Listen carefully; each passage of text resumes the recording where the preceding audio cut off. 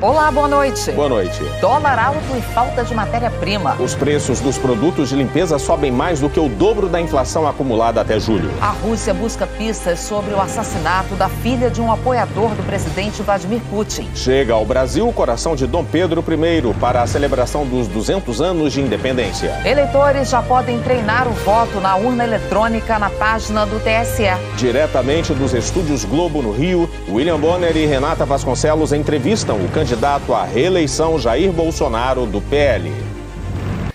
Olá, boa noite. Nós vamos entrevistar ao longo desta semana os candidatos à presidência mais bem colocados na pesquisa Datafolha de intenção de voto, que foi divulgada no dia 28 de julho.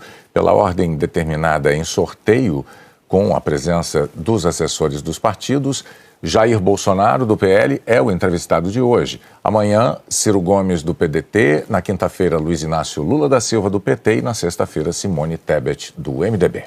Nós vamos abordar os temas que marcam cada uma das candidaturas. O tempo total dessa entrevista é de 40 minutos. E, ao fim, o candidato vai ter 1 minuto para as considerações finais. Candidato Bolsonaro, boa noite. Obrigada pela presença. Eu agradeço também a sua presença, candidato, e o tempo começa a ser contado a partir de agora. Nós vamos começar a entrevista com um assunto que tem mobilizado os brasileiros. O senhor tem xingado ministros do Supremo Tribunal Federal, tem feito ataques sem prova nenhuma ao sistema eleitoral brasileiro. O senhor chegou, inclusive, a ameaçar não ter eleição no Brasil, como se coubesse ao senhor decidir uma coisa dessas.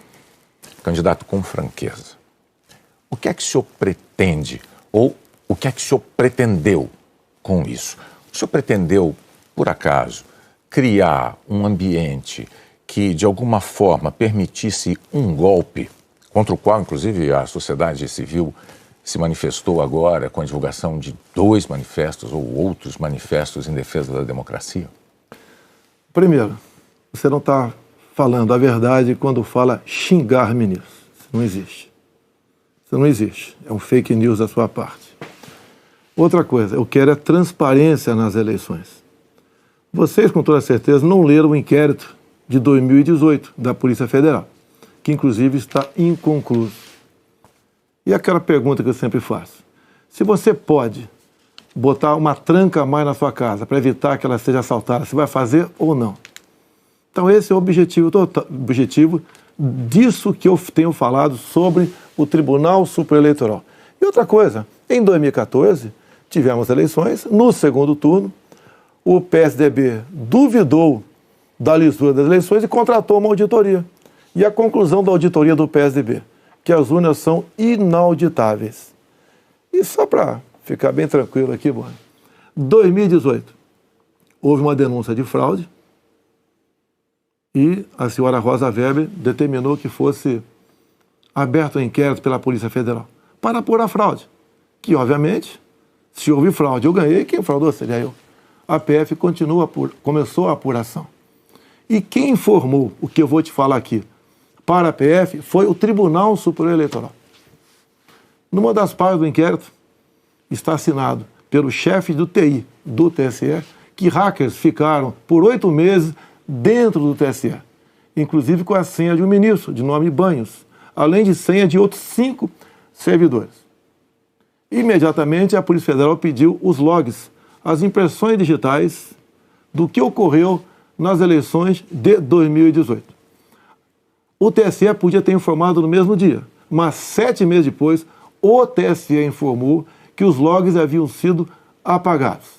Então, a grande interrogação é exatamente essa daí. Nós queremos evitar que dúvidas pairem por ocasião das eleições agora desse ano. Candidato, nada mais além disso. É curioso que o senhor se refira a esse episódio, porque o senhor, inclusive, foi acusado de ter divulgado informações sigilosas de investigações inconclusivas. Mas sobre a transparência que o senhor afirma defender das urnas, órgãos fiscalizadores como o Tribunal de Contas da União, a Advocacia Geral da União, associações de juízes, associações de juristas, associações de delegados da Polícia Federal, todos já atestaram a segurança das urnas eletrônicas. Eu vou além.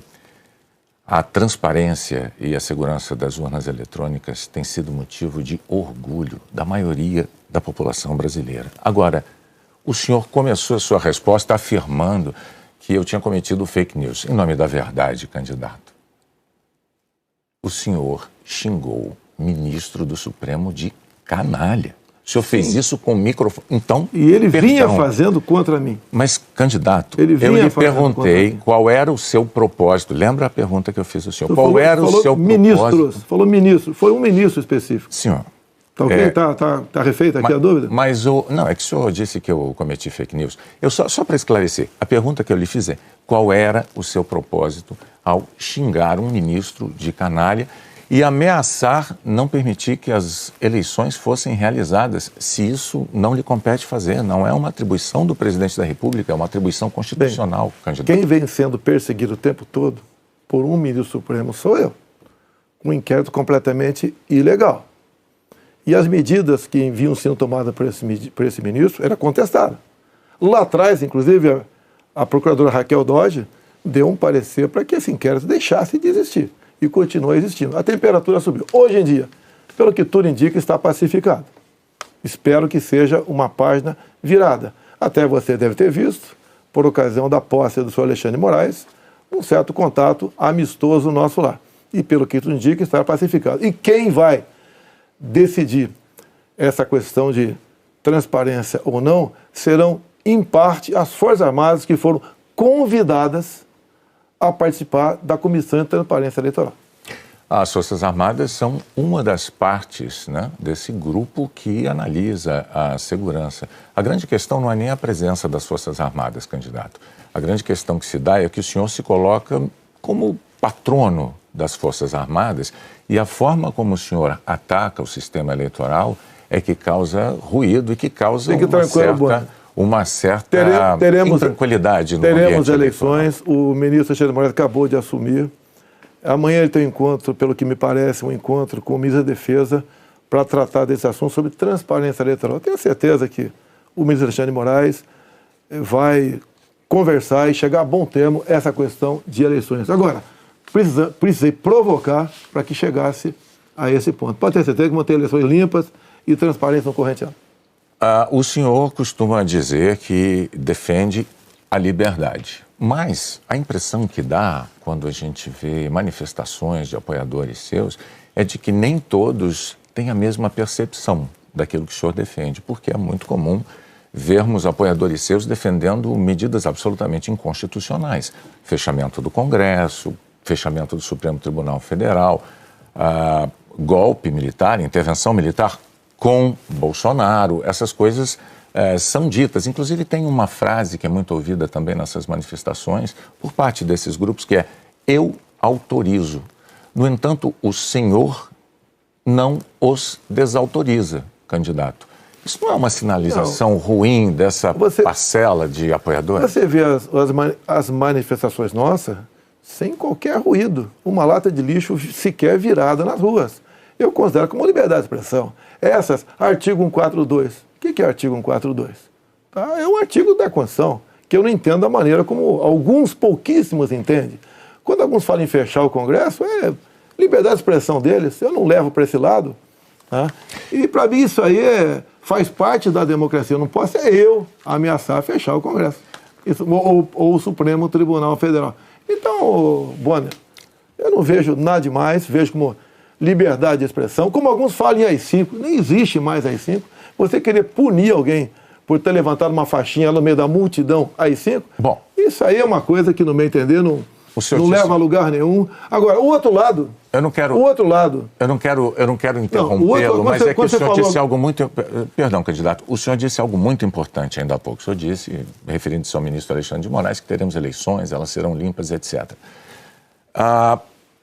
Com o intuito de tirar esse estresse, tirar a intranquilidade desse momento eleitoral do Brasil, o senhor não quer aproveitar essa oportunidade diante de milhões de brasileiros para assumir um compromisso eloquente de que vai respeitar o resultado das urnas, seja ele qual for? Seja qual for, eleições limpas devem e têm que ser respeitadas. O senhor limpas vai respeitar... e transparentes tem que ser respeitado. Está atestado que as eleições brasileiras são limpas e são transparentes e que as urnas são auditáveis. Isto posto, eu lhe pergunto mais uma vez.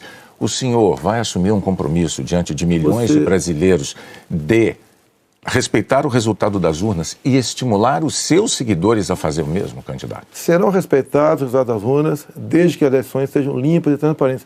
Como você disse que são auditáveis, em 2014 não aconteceu isso. Mas tudo bem. Vamos botar um ponto final nisso? O senhor vai botar um ponto ponto final? Ponto final. Vamos para outra pergunta, outro assunto. Pois então, não. Vamos respeitar os resultados. Nós temos uma declaração importante do candidato Bolsonaro assumindo publicamente o respeito ao resultado das urnas de outubro. Renata.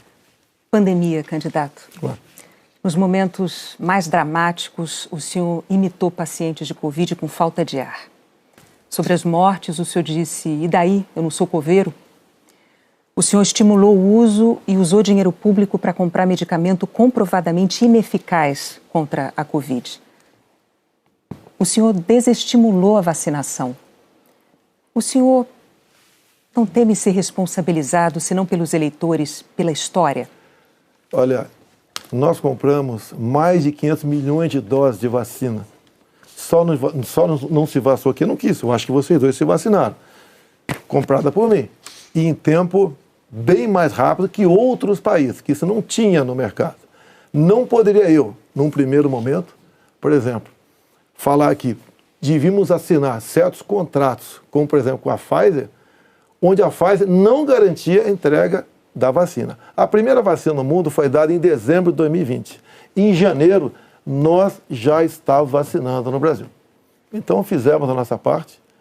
E o grande erro disso tudo foi um trabalho forte da grande mídia, entre eles a Globo, desestimulando os médicos a fazerem o tratamento precoce, que isso é conhecido como uma liberdade do médico. Quando algo é desconhecido, como até hoje é desconhecido ainda os efeitos possíveis, efeitos colaterais da vacina, desaconselhar, inibir, ameaçar, caçar o registro de médicos. Isso que foi errado feito durante a pandemia. Mas, candidato, o senhor desestimulou a vacinação. Isso não tem nada a ver com liberdade. O senhor chegou a dizer que quem tomasse a vacina poderia virar jacaré.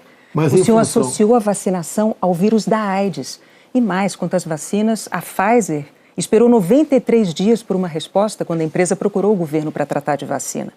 A Coronavac, o senhor desautorizou o ministro e chegou a suspender a compra da vacina. Não houve suspensão da minha parte. A questão da Pfizer. No contrato da Pfizer estava escrito: não nos responsabilizamos por qualquer efeito colateral. Outra coisa, a Pfizer não apresentou quais seriam os possíveis efeitos colaterais. Eu usei uma figura de linguagem: jacaré. Figura de linguagem? Sim. Mas você acha que é o caso de brincadeira? Não é brincadeira isso. Isso faz parte da literatura portuguesa. Então, brincadeira é, num momento difícil para o Brasil, a imprensa desautorizar os médicos pela sua liberdade de clinicar. Esse foi o grande problema. E outra coisa, eu não errei nada do que eu falei. Eu falei no início da pandemia que nós devíamos tratar dos idosos, pessoas com comorbidade, e o resto da população trabalhar. Isso eu falei e não errei. Hoje, muitos países já falam que o lockdown foi um erro, que as pessoas se contaminavam muito mais em casa do que nas ruas. E outra coisa, se falava em fazer o que o lockdown? Lockdown 1 mês, 2 meses no máximo para achatar a curva. Durou mais de 1 ano o lockdown. E até hoje continua gente falecendo por Covid.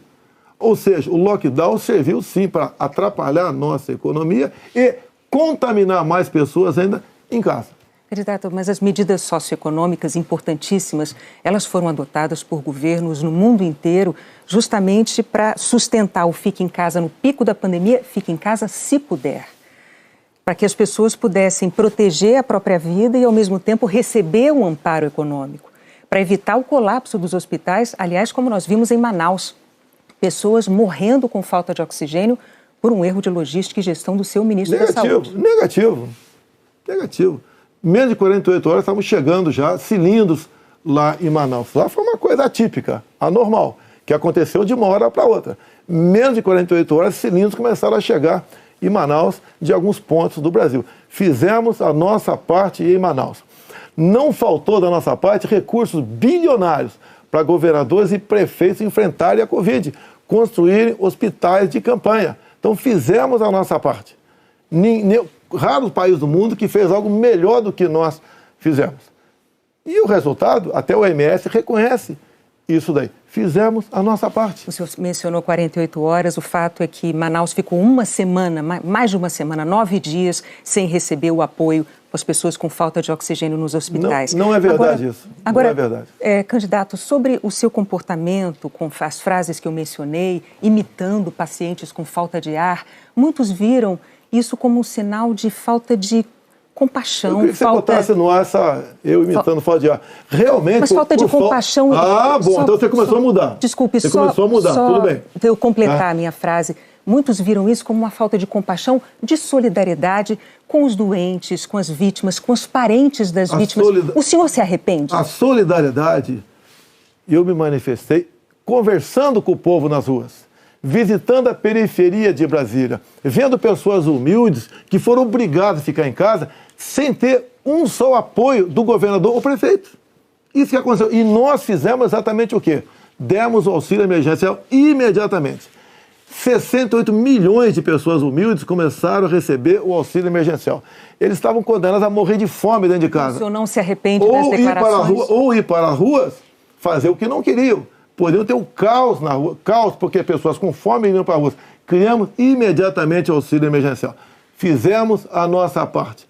Demos tanto dinheiro para governadores e prefeitos que a gente não tem notícia de eles terem atrasado folha de pagamento ou até mesmo 13º. E quando tivemos a oportunidade de investigar fraudes, aquela CPI do circo feita por Renan Calheiros, Omar Aziz e Randolfo Rodrigues, não quiseram investigar os desvios de recursos enviados para 9 governadores do Nordeste. Fizemos a nossa parte e tratei com muita seriedade essa questão. Agora, não adotei o politicamente correto.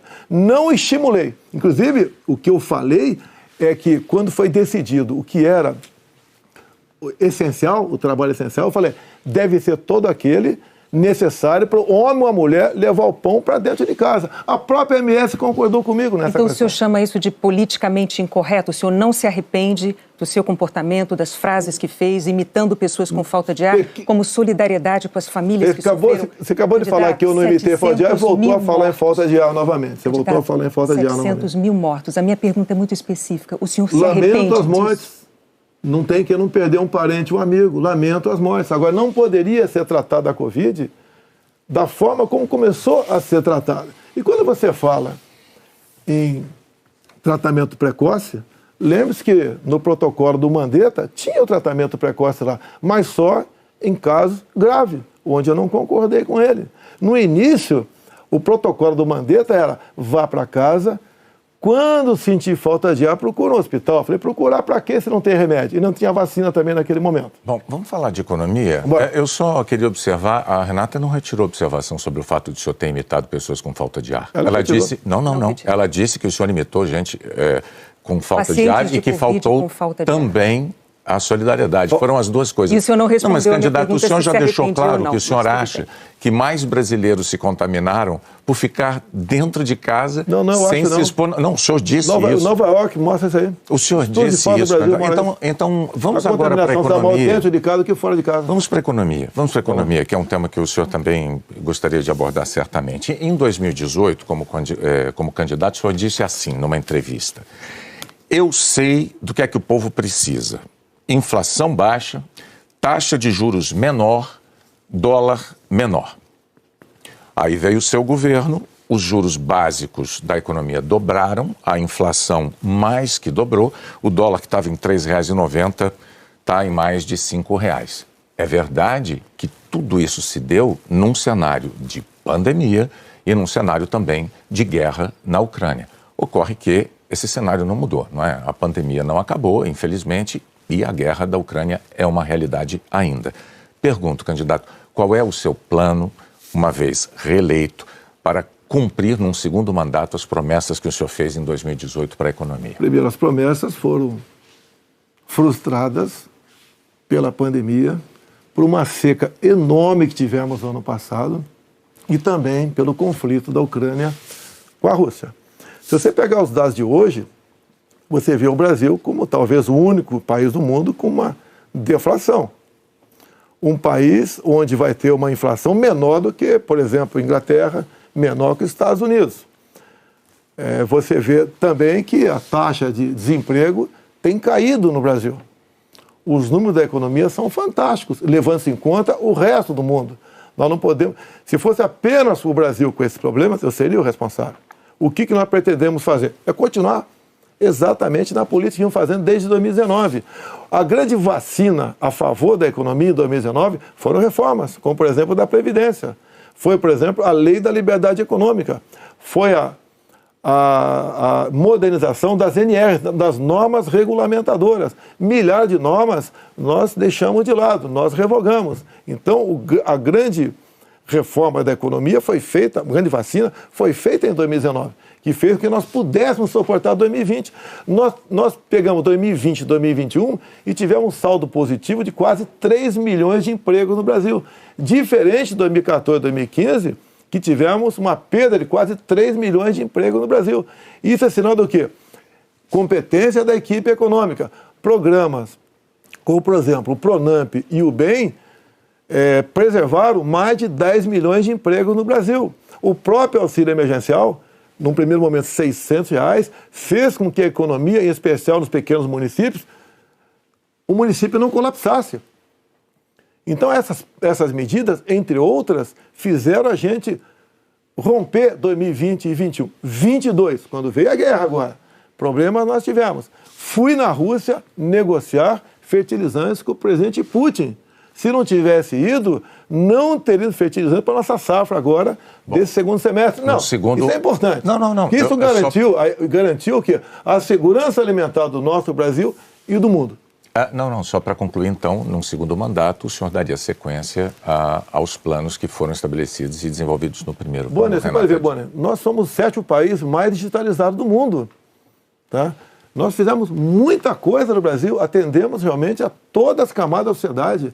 Só agora, na questão do IPI, a proposta do Paulo Guedes, que está parada no Supremo Tribunal Federal, nós pretendemos diminuir impostos de 4 mil produtos em 35% de IPI. Para o segundo mandato. Não, desse agora. É que a proposta parou no Supremo Tribunal Federal. Estamos há semanas. Agora, senhores, para que a gente possa abordar... Isso começou há 2 meses a redução de IPI, não foi de agora. Para que nós possamos abordar nessa entrevista o maior número de temas, vamos prosseguir, vou falar sobre meio ambiente. Em 2020, o seu então ministro do Meio Ambiente, Ricardo Salles, disse que era para aproveitar que a imprensa toda estava focada na cobertura da pandemia para ir desregulamentando as leis ambientais, o que ele chamou de passando a boiada. Fato é que, no seu governo, a taxa anual de desmatamento da Amazônia deu um salto, é a maior em 15 anos. O senhor continua apoiando essa política de desregulamentação? Olha, você tem que pensar que na Amazônia você tem quase 30 milhões de habitantes lá. Tem 30 milhões de brasileiros na Amazônia. Primeira preocupação é essa. Outra, qualquer propriedade lá tem que preservar 80% e pode usufruir de 20%. Eu tentei, nos primeiros 2 anos de mandato, fazer a regulação fundiária, para saber, por exemplo, qualquer local desmatado ou com foco de calor, de quem é o CPF daquela propriedade. O presidente da Câmara não colaborou para botar essa proposta avante. Agora, quando se fala em Amazônia, por que não se fala também agora na França, que há mais de 30 dias está pegando fogo? A mesma coisa está pegando fogo na Espanha e Portugal. Califórnia pega fogo todo ano. No Brasil, infelizmente, não é diferente. Acontece. Grande parte disso aí, alguma parte disso aí é criminoso, sei disso. Outra parte não é criminoso. É o ribeirinho que toca fogo ali na sua pequena Uma coisa propriedade. é incêndio natural, outra coisa é o desmatamento. Mas tem incêndio, o Pantanal sul-mato-grossense é comum pegar fogo de forma espontânea. Agora, candidato, a favor das críticas dos especialistas à sua política ambiental, tem os números. No seu governo, a taxa anual de desmatamento da Amazônia saltou de 7.500 km² em 2018 para 13 mil ano passado. O levantamento do MAP Biomas mostrou que 97% dos alertas de desmatamento emitidos desde 2019 não foram fiscalizados pelos órgãos responsáveis, 97%. Especialistas dizem que quando o senhor desautoriza por exemplo, a destruição de equipamentos pelos órgãos fiscalizadores ou quando o senhor desmonta órgãos como o IBAMA, o senhor está passando uma mensagem de incentivo a quem desmata ou ao garimpo ilegal? Primeira coisa, a destruição, como dá em lei, é se você não puder retirar o equipamento daquele local. O que vinha acontecendo, e ainda vem, infelizmente, é que o material pode ser retirado do local, porque se chegou lá, pode ser retirado. E há o abuso de uma parte. E como eu disse para você, tem abuso locais... de qual parte? Tem locais na Amazônia ali que é permitido. Mas desculpa, eu não entendi. Abuso de qual parte do órgão fiscalizador? Sim, por parte do IBAMA. Sim. Por que, candidato? O que seria um Mas abuso o seguinte, do IBAMA, o que diz a lei? na defesa da floresta O que diz a lei? Um trator, por exemplo, você tem que tocar fogo se não puder retirar daquele local. E muitas vezes o pessoal do IBAMA faz? Toca fogo mesmo podendo retirar o material de lá. Mas a quem interessa defender a posse de um trator utilizado para derrubar árvores na Amazônia, candidato? Mas não está derrubando árvore na Amazônia, está derrubando em áreas, muitas vezes... Mas a lei não fala se o local é permitido ou não. A quem lei, interessa, candidato? A lei não fala.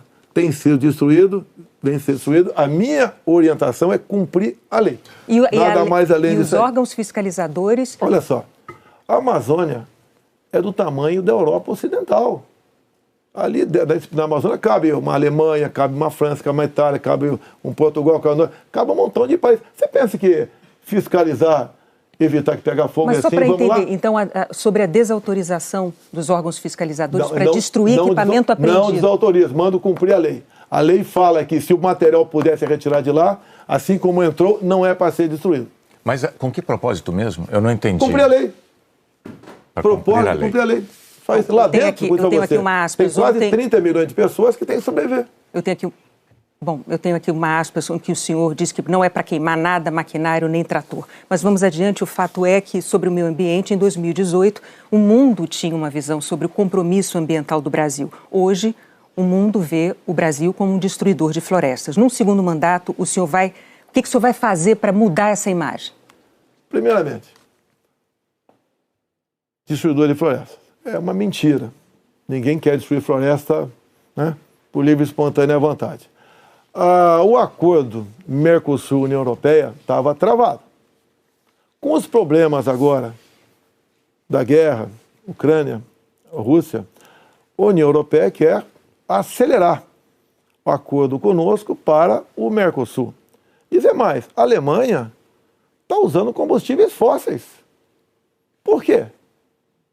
Se eram os países que diziam que nós devíamos cada vez mais buscar aí energia limpa. Concordo com eles, mas a realidade é outra completamente diferente. Não é a realidade aquilo que a gente acha que deve ser, é o que tem que ser. Países da Europa já estão em contato conosco, por exemplo, atrás do hidrogênio verde. O Brasil será uma grande potência fornecedora de energia hidrogênio verde. Como já temos acertado, né, no limite máximo, temos até o equivalente a 50 Itaipus na costa do Nordeste. E nós vamos exportar esse hidrogênio verde para a Europa toda. Ou seja, o Brasil é um exemplo para o mundo. Você pega, está na minha frente por coincidência aqui, por exemplo, as áreas reservadas em países outros para agricultura, não é pecuária, é agricultura. Somente a União Europeia é de 45% a 65%. Você pega países como a Alemanha, 56% para a agricultura. Então, você pega o Reino Unido, 63% para a agricultura. O Brasil preserva 2/3, 66% da sua área verde. O Brasil não merece ser atacado dessa forma. Vamos falar porque, no fundo, há um interesse no agronegócio. É deixar o Brasil de lado. Agora, cada vez mais o mundo vê, como a própria presidente do OMC disse, há 2 meses, 3 meses atrás, disse o quê? Que o mundo, sem o agronegócio do Brasil, passa fome. Ou seja, a realidade está aí. Vamos ver se o Brasil consegue mudar essa imagem. Vamos tentar mudar, sim. Bom, vamos falar de política agora, candidato. Muito importante isso agora.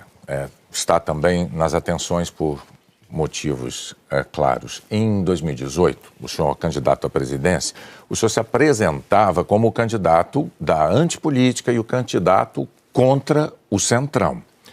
Na convenção do seu partido, o general Heleno chegou a cantar se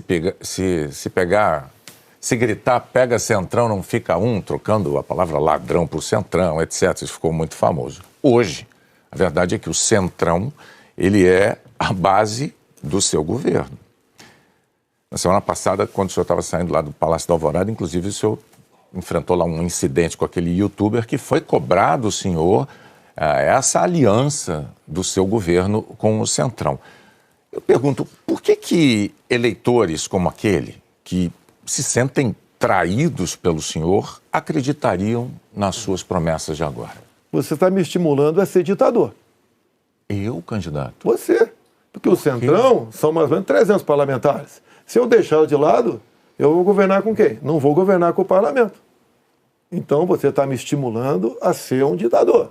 São 513 deputados.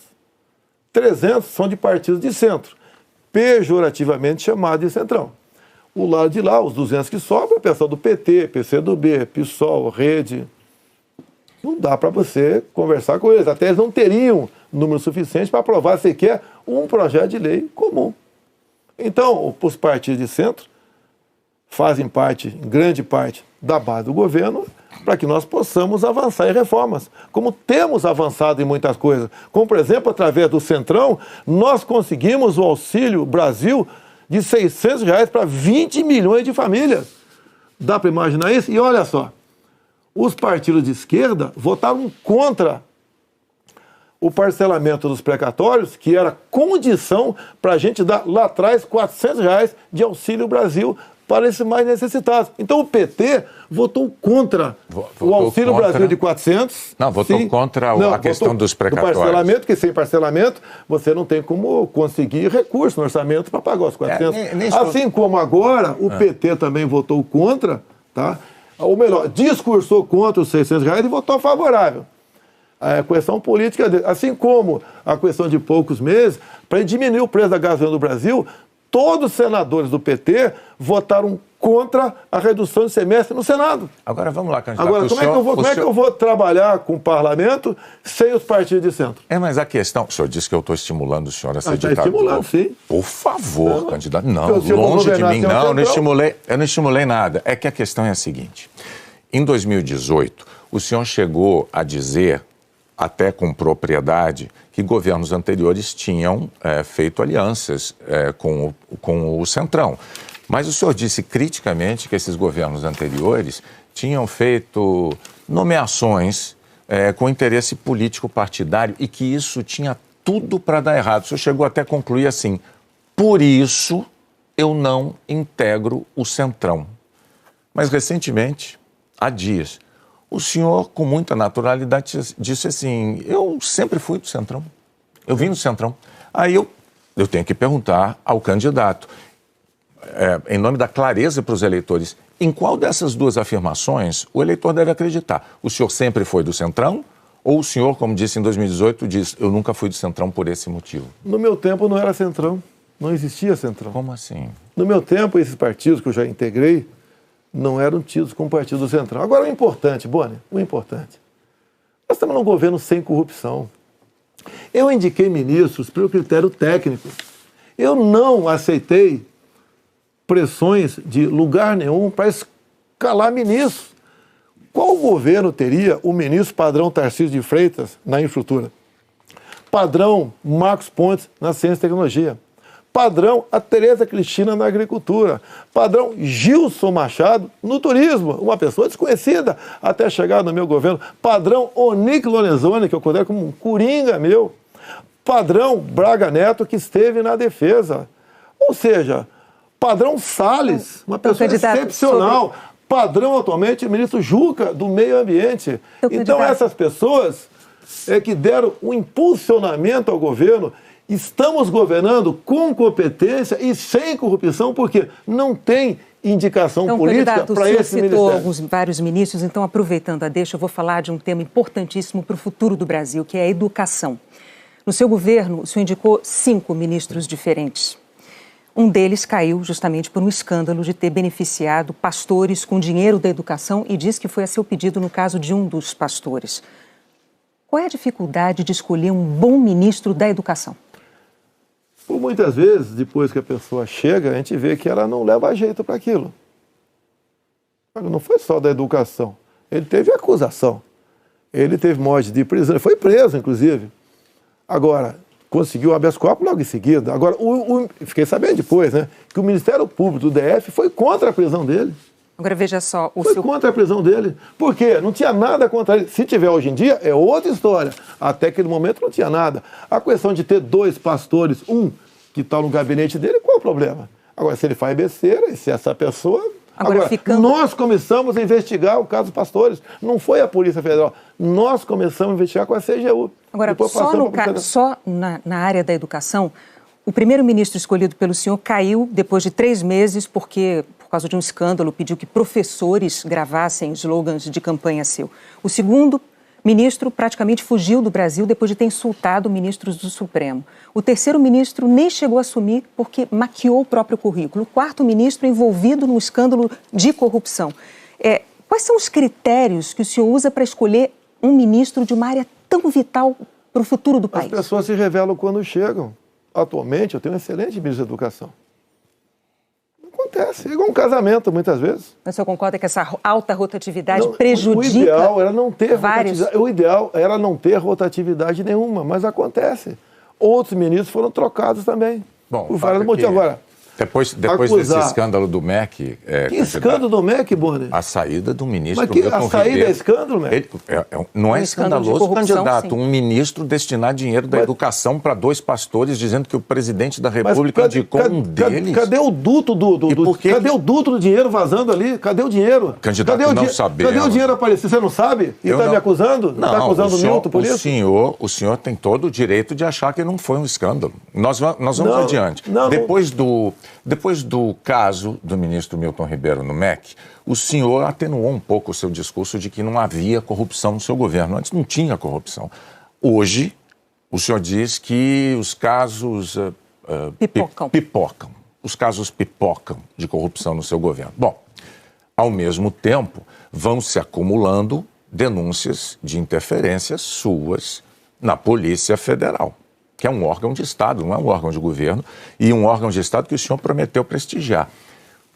Como é que o senhor explica para o eleitor essa mudança da sua postura da eleição de 2018 para cá, candidato? Primeiramente, quem me acusou de interferência na PF foi o ex-ministro Sérgio Moro. Falou que a prova da interferência estava numa sessão reservada nossa. Bem, eu não queria, a sessão foi gravada, eu não tinha obrigação de entregar ali a fita. O senhor teve 4 diretores gerais da Polícia Federal e a cada eu não mudança... Eu não tinha obrigação de entregar a fita. Entreguei a fita. Foi revelado, até com muitos palavrões na reunião de ministros. Não acharam nada. O que acontece? Eu, quando entrego o ministério para alguém, eu dou o ministério para aquela pessoa agir. Tá? A Polícia Federal, com a saída do Sérgio Moro, melhorou e muito na apreensão de drogas, na apreensão de numerários, tá? Em operações, melhorou muito. Em armamento, melhorou. E as pessoas vão mudando. Por exemplo, quando o André Mendonça saiu, porque ele foi para o Supremo Tribunal Federal, eu não considero uma saída da parte dele. Atualmente, temos um delegado da Polícia Federal à frente do Ministério da Justiça. Agora, ninguém comanda a PF, Bonner. Se pudesse comandar, o Lula teria comandado, a Dilma, o Temer, seja lá quem for. Ninguém consegue comandar a Polícia Federal dessa forma, como você está falando aí. É que a Associação dos Delegados da Polícia Federal divulgou recentemente um documento com críticas, né? Eles afirmaram que o senhor e a sua equipe de governo trouxeram desgaste, eu estou lendo aqui os termos dele, trouxeram desgaste à imagem da instituição Polícia Federal e também prejuízos para os policiais federais. E que falas suas, candidato, jogaram desconfianças sobre a autonomia e sobre a imparcialidade da Polícia Federal, que goza de autonomia já há alguns anos, como ninguém poderia negar. Qual é a sua posição, então, diante de um documento com uma queixa, uma acusação como essa da Associação Nacional dos Delegados? Então, primeiro, acabar de confirmar que não tem interferência, que gosta de autonomia. Outra coisa, peraí, eles acabaram de mostrar para mim que não tem interferência, gosta de autonomia. Eles dizem que, eles dizem que o senhor jogou, as suas palavras jogaram desconfianças sobre a autonomia da PF, candidato. Não. Acabaram de falar que eu estou certo, não tem interferência lá. Contrário. Outra coisa, eles queriam uma reestruturação de carreira agora. Eu achei até justo. Mas outras categorias não concordavam com isso, sem serem beneficiadas também. E daí começou um movimento dentro, por parte de alguns delegados da PF, contrário à minha posição, que deságua numa nota como essa daí.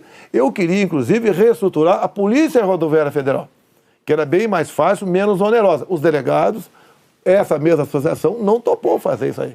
Então, aí está uma briga política, salarial, por trás disso. Candidato, o senhor agora tem 1 minuto para suas declarações finais. Pois é, passou rápido. Eu queria ficar algumas horas com vocês aí. Tá? Quando o senhor começar, a gente começa a contar o tempo. Vamos lá. O que eu tenho a falar para a população brasileira? Peguei o Brasil numa situação crítica, na questão ética, moral e econômica. Começamos a trabalhar, tá? Fizemos muitas reformas em 2019. Infelizmente tivemos a Covid, depois tivemos a guerra lá fora, tá? Tivemos uma seca enorme. E nós fizemos tudo possível para que a população brasileira sofresse o menos possível. Isso nós fizemos.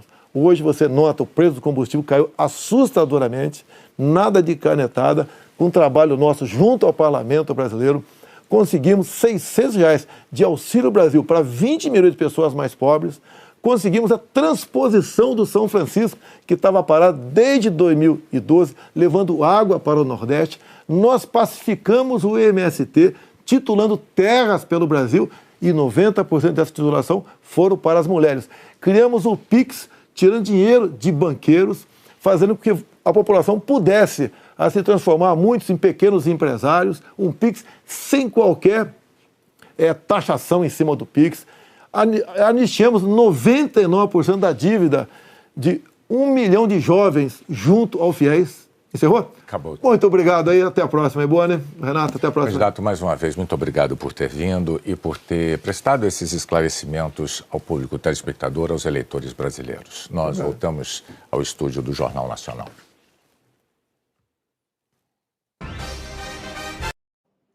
A eleição deste ano vai ter um número recorde de mesários voluntários. 830 mil eleitores se ofereceram espontaneamente para trabalhar.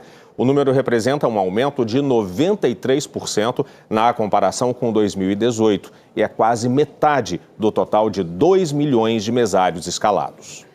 Na página do Tribunal Superior Eleitoral já está disponível o simulador de votação na urna eletrônica. Assim, os eleitores podem começar a treinar para outubro. Na primeira tela, o simulador pergunta se o eleitor deseja receber as instruções de votação também por áudio.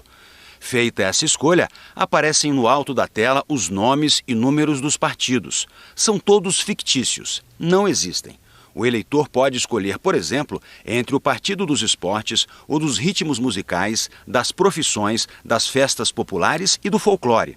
Ao clicar em cima do partido escolhido, o simulador abre uma nova tela com o nome e os 4 números de cada candidato do partido a deputado federal. O eleitor digita os números e aparece a foto do candidato. Se errou algum número, é só apertar corrige e fazer de novo. Depois de dar o voto correto, basta apertar a tecla confirma.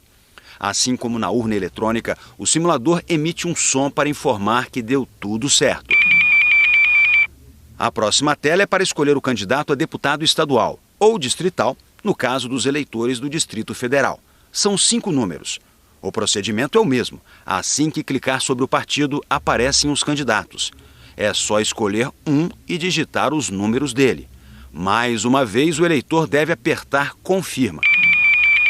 Depois, o eleitor vota para senador. São 3 números. O candidato e os suplentes aparecem na tela. O voto seguinte é para governador, com 2 números. E, por fim, o voto para presidente da República, também com 2 números.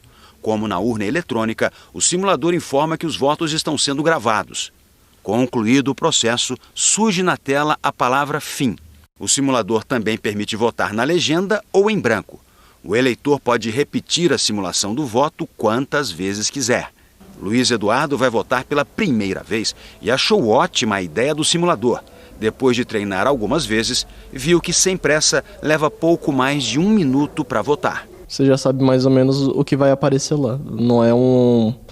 Não é como fosse a primeira experiência. Você já tem uma noção de que vai aparecer o nome do candidato, o nome do partido, o número dele, a foto do candidato. Traz mais segurança. Neste ano, milhares de jovens procuraram a Justiça Eleitoral para tirar o título pela primeira vez. 2.116.000 jovens de 16 e 17 anos que não são obrigados a votar garantiram o direito de ir às urnas.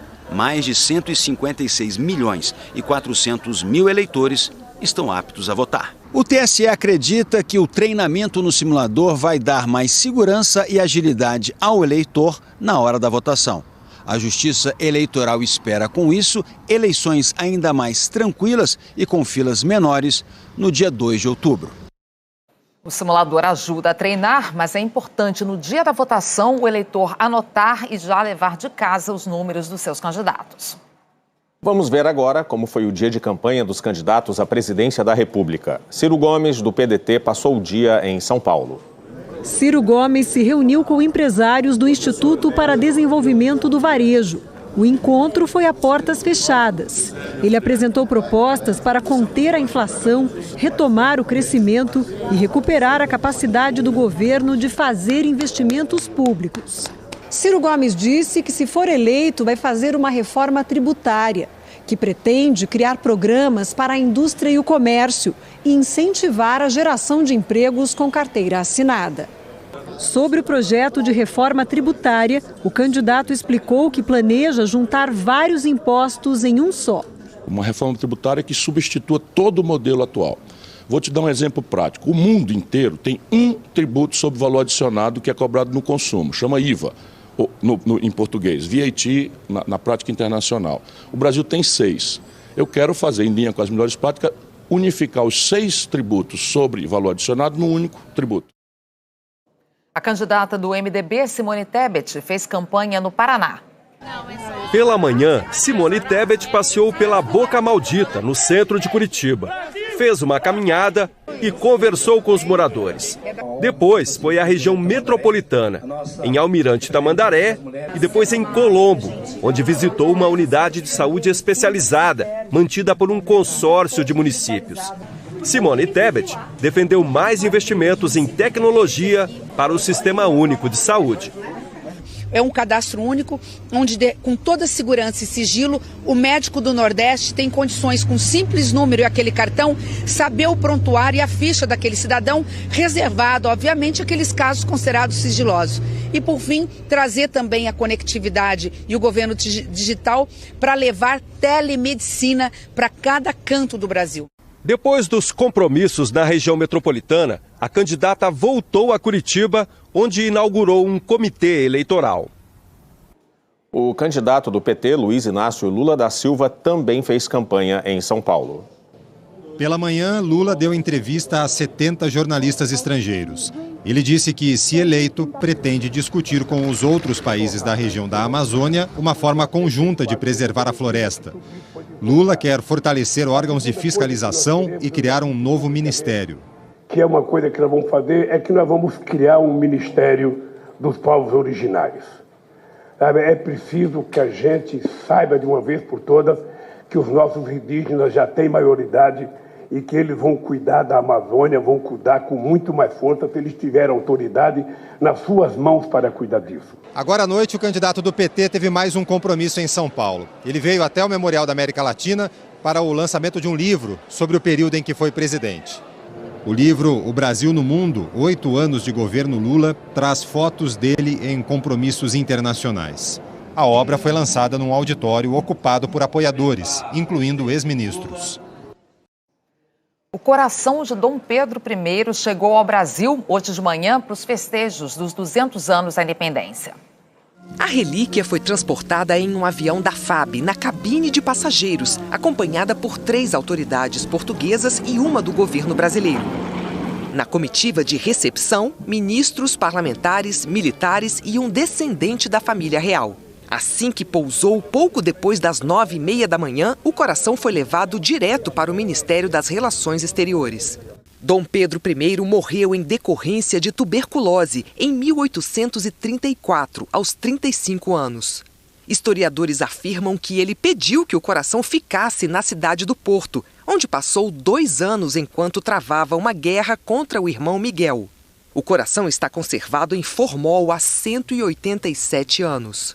É a primeira vez que o coração de Dom Pedro I deixa Portugal. Foram 5 meses de negociação e de avaliação por peritos portugueses para saber se o coração tinha condições de ser transportado até o Brasil. Amanhã, a relíquia será recebida na rampa do Palácio do Planalto em uma solenidade com as honras de chefe de Estado. A partir de quinta-feira, o coração ficará exposto nesta cripta, no Itamaraty. Durante a semana, a visitação será apenas para escolas. E nos fins de semana, aberta ao público geral. O coração de Dom Pedro I retorna a Portugal em 8 de setembro. A seguir, as investigações sobre a morte da filha do apoiador do presidente russo Vladimir Putin. Produtos de limpeza sobem mais do que o dobro da inflação no Brasil. A Rússia celebrou nesta segunda-feira uma data nacional com cerimônias públicas no campo inimigo. Destoava da destruição ao redor. Em Mariupol, uma das cidades mais devastadas pela guerra, os russos comemoravam o Dia Nacional da Bandeira, enquanto a Ucrânia pedia cuidado aos cidadãos. O presidente ucraniano Volodymyr Zelensky teme que ataques mais intensos ocorram nesta semana, que marca 6 meses da guerra e também 31 anos da independência da Ucrânia. Na capital Kiev, festas e celebrações públicas estão proibidas. No sul do país, a região próxima à maior usina nuclear da Europa voltou a ser atacada. Nenhum dos lados assume a autoria das explosões perto de Zaporíjia. A troca de acusações entre os países ganhou agora um novo capítulo: o assassinato de Daria Dugina, a filha de um ultranacionalista russo considerado o guru de Vladimir Putin. A Agência de Segurança da Rússia, a FSB, apontou o Serviço Secreto da Ucrânia como o responsável pelo ataque. Daria foi morta no sábado, quando uma bomba explodiu o carro em que ela estava perto de Moscou. Segundo a FSB, a antiga KGB, o crime foi executado por uma mulher ucraniana que teria chegado na Rússia no mês passado e alugado um apartamento no mesmo prédio da vítima. Vladimir Putin classificou o episódio como crime cruel e a Ucrânia negou o envolvimento. Vamos agora à previsão do tempo para amanhã. Eliana Marques, boa noite. Oi, Elter, boa noite para você, para Ana Paula, e boa noite para você também. Amanhã o tempo fecha no litoral nordestino. Tem previsão de chuva forte em Natal, em João Pessoa e no Recife.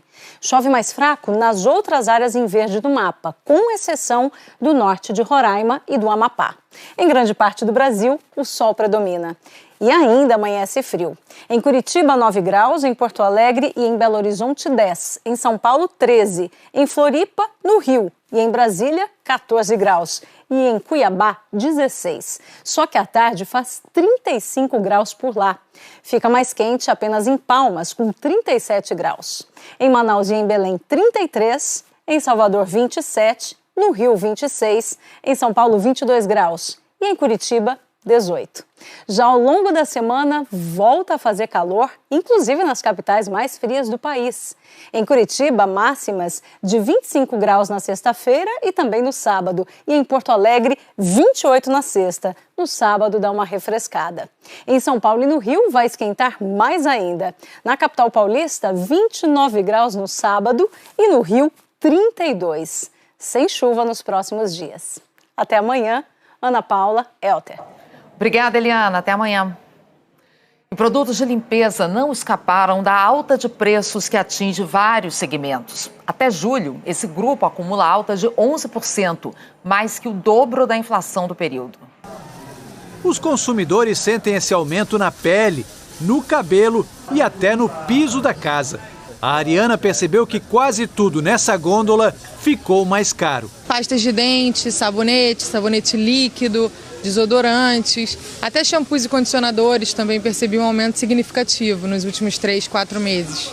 De janeiro a julho, o preço médio dos sabonetes disparou 17,81%.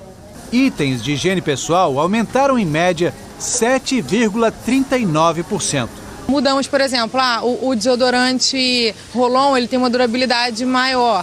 Então a gente está adotando essa estratégia nesse momento, usando menos o aerosol, que tende a acabar mais rápido, para poder comprar com menos frequência. Produtos de limpeza, que também dependem de insumos da indústria química, subiram da mesma forma.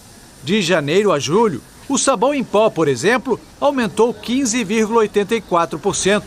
Amaciantes e alvejantes, 11,14%.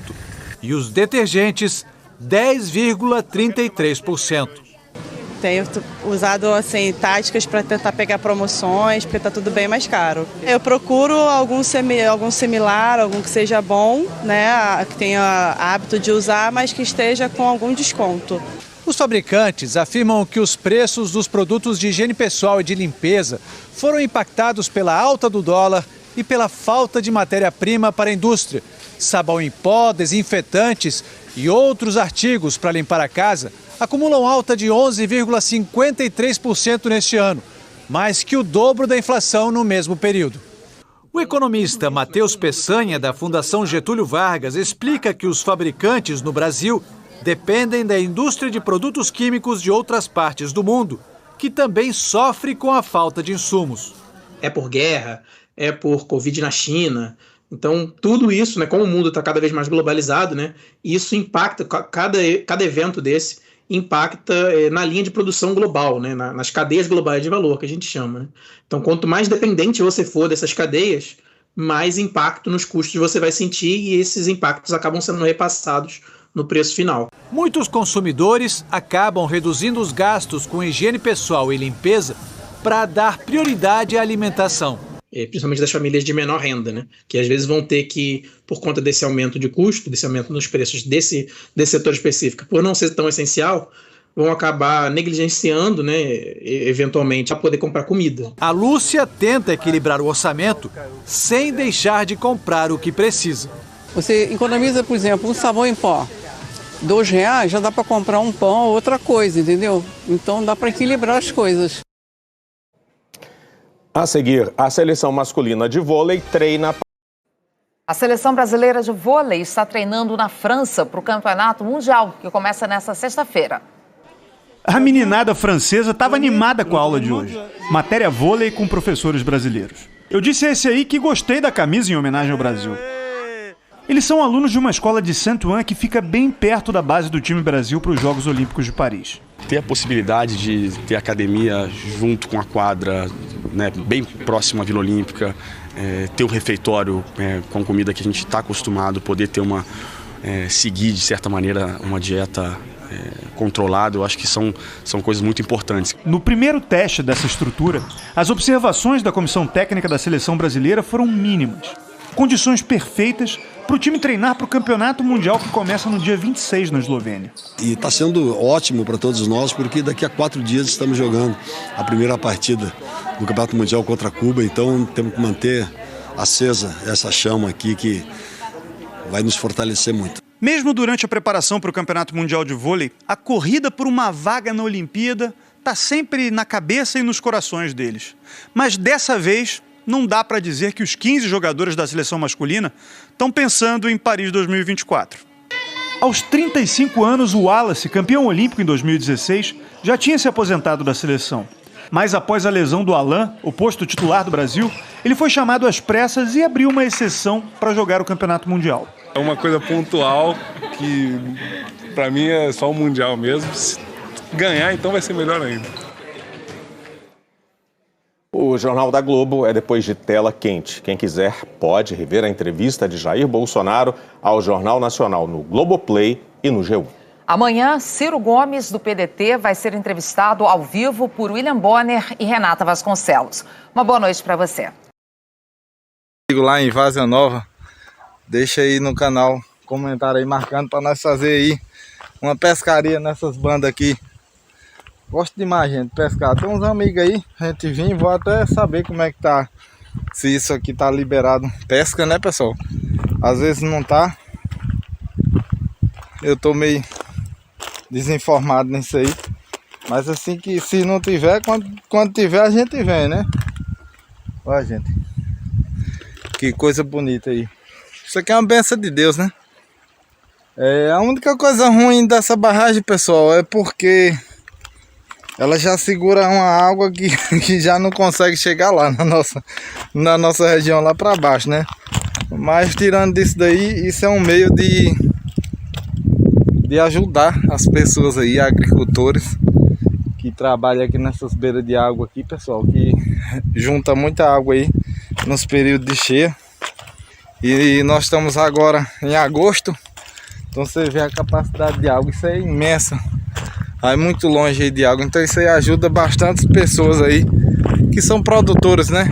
Produtores que produzem aí na beira da barragem e tem aí a oportunidade de ter essa água na sua propriedade. Então você viu, gente, ali tudo organizadinho, tem uma lixeirinha ali, mas só que eu não sei se é o vento, né, ou se é o pessoal ainda que acaba jogando aí lixo, mas eu tô vendo aqui, ó, que teve alguém que veio catou o lixo aí e colocou. Então mostra que o pessoal tá preocupado com a preservação dos rios, né? E que continue assim. Não dá conta por conta que o vento gasta muito, mas isso daqui é uma riqueza, pessoal. Então é isso aí. Esse é o vídeo aqui mostrando essa barragem. Espero que tenham gostado. Valeu, fiquem com Deus. Tchau, tchau.